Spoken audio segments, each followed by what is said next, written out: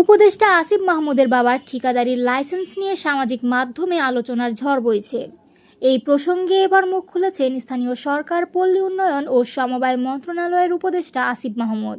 ফেসবুকে দেওয়া এক পোস্টে বাবার ভুলের জন্য দুঃখ প্রকাশ করে ক্ষমা চেয়েছেন তিনি। পোস্টে তিনি জানান, এক সাংবাদিকের প্রশ্নে প্রথমবার বাবার লাইসেন্স সম্পর্কে জানতে পারেন।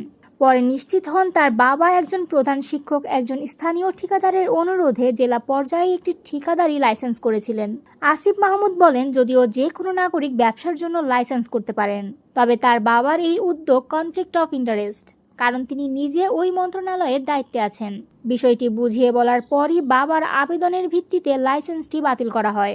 লাইসেন্স বাতিলের আদেশের কপিও তিনি ফেসবুকে যুক্ত করেন। সম্ভবত তার বাবা কনফ্লিক্ট অফ ইন্টারেস্ট শব্দটির তাৎপর্য পুরোপুরি বোঝেননি।